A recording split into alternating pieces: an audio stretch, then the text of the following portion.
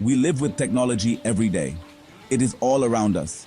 We wake up to alarms on our smartphones. We check messages before we even get out of bed. These small devices hold so much of our lives. They hold our photos, our conversations, and our schedules. They are our maps when we are lost. They are our connection to the world. We carry them in our pockets and purses. It feels strange to be without them, even for a short time. They have become a part of who we are, a second self that lives online. We have invited these digital companions into the most private parts of our lives. At home, technology is everywhere. We ask smart speakers to play our favorite songs. We tell them to turn on the lights or to tell us the weather. Refrigerators can now tell us when we are low on milk. Televisions recommend shows they think we will like. Even our vacuum cleaners can be robots, cleaning the floors while we are busy with other things. These devices promise to make our lives easier. They promise to save us time. They offer convenience at the touch of a button or a simple voice command. We are building homes that are not just smart, but responsive to our every need and desire. The smartphone is perhaps the best example of this change. It is much more than just a phone. It is a camera for capturing memories. It is a portal to endless information on the internet. It is a way to see our friends' faces, even if they are miles away. We use it for banking, for shopping, for learning a new language. It is a tool for work and a toy for play. This single object has replaced so many other things. It has replaced our alarm clocks, our calendars, our notepads, and even our wallets. It is a powerful device that we have come to depend on for almost everything we do. This constant connection has changed our habits. Think about waiting in a line at the grocery store. Before, we might have looked around. We might have talked to the person next to us. Now, we pull out our phones. We scroll through social media or play a quick game. We fill every empty moment with digital content. We are rarely alone with just our thoughts. This has become the new normal. We are always on, always available, always connected to something or someone online. This shift from solitude to constant stimulation is one of the biggest changes technology has brought into our lives. Technology has also walked into our schools. Classrooms now have smartboards instead of blackboards. Students use tablets to read textbooks and complete assignments. They can watch videos to understand a difficult topic. They can use the internet to research any subject they can imagine. Teachers use computers to track student progress and to communicate with parents. Learning is no longer confined to the four walls of the classroom. It can happen anywhere, at any time. This offers incredible opportunities for students to explore their interests and learn at their own pace. The digital world has opened up a library of knowledge for every child. In the world of work, technology is just as present. Many jobs now rely on computers and the internet. Office workers send emails instead of letters. They have meetings with people in other cities using video calls. Robots are becoming common in factories. They can do repetitive and dangerous tasks, keeping human workers safe. Cashiers are being replaced by self-checkout machines. Software can now do tasks that once took hours of human effort. The workplace is changing quickly. Jobs are being redefined, and new skills are needed to keep up with the pace of automation and digital tools. The idea of a robot helper is no longer just in movies. At work, robots can lift heavy objects or assemble tiny parts with perfect precision. At home, they can mow the lawn or clean the windows. In hospitals, they can assist surgeons or deliver medicine to patients. These machines are designed to help us. They are meant to take over tasks that are dull, dirty, or dangerous. This frees up people to focus on tasks that require creativity, critical thinking, and emotional connection. The promise is a future where humans and robots work together, each doing what they do best. This transformation in school and work brings big questions. If students learn on screens, are they losing the skill of talking to each other face to face? If robots do our jobs, what will people do for work? We are excited about the new possibilities, but we are also worried.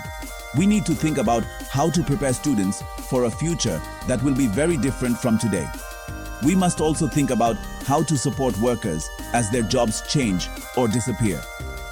The challenge is to use technology to improve education and work. without losing the human element that is so important. One of the greatest gifts of technology is connection. It helps us stay in touch with family and friends who live far away.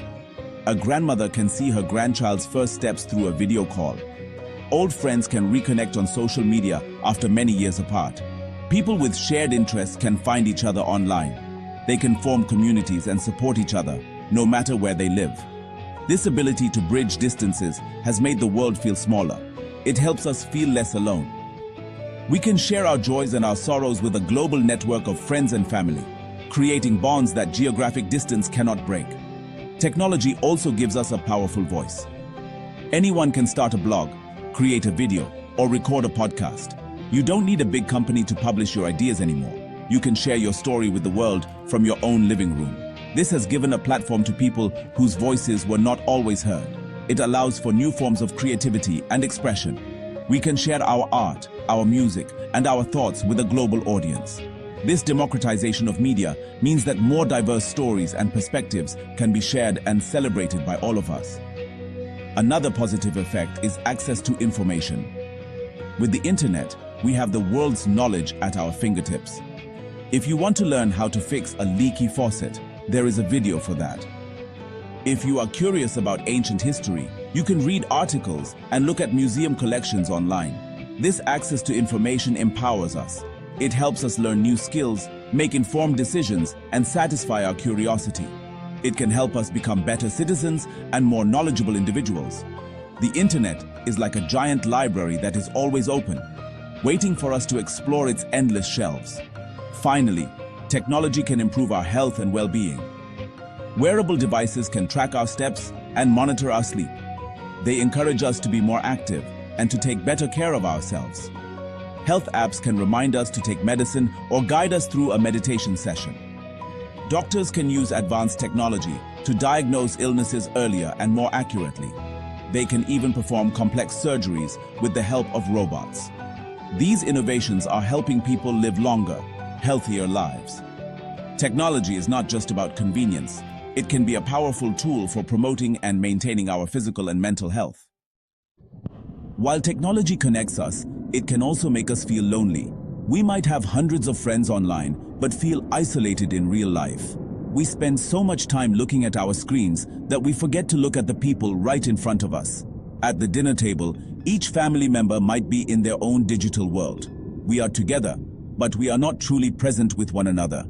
This is the paradox of connection in the digital age. We are always in communication, but we are not having enough real conversations. We are sacrificing conversation for mere connection. There is also the problem of distraction. Our phones are constantly buzzing with notifications. Emails, text messages, and social media alerts pull our attention away from the task at hand.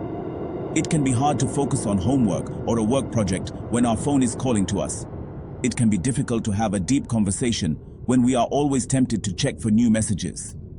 This constant state of distraction can make it harder to think deeply, to be creative, and to simply be present in the moment.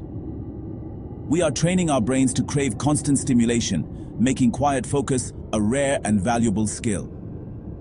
Another concern is our privacy. When we use technology, we share a lot of information about ourselves. We share our location, our interests, and what we buy. Companies collect this data to sell us things. Sometimes, this information can be lost or stolen. It makes us vulnerable. We have to trust that companies will protect our private information, but this trust is often broken. The more we integrate technology into our lives, the more we have to think about what we are giving up in exchange for convenience. We are trading our privacy for personalized services, and we may not fully understand the cost. So, will technology take over our lives? In many ways, it already has. It is deeply woven into the fabric of our daily routines. But we are not powerless. We are the ones who design and use these tools. The future is not something that just happens to us. It is something we build. I believe we need to be more mindful of our relationship with technology. We should use it to help us, not to replace our human connections. The goal is to find a balance. We can embrace the good things technology offers while protecting the things that make us human. our ability to talk, to listen, and to be truly present with one another. Follow Fact Media. Discover the unknown.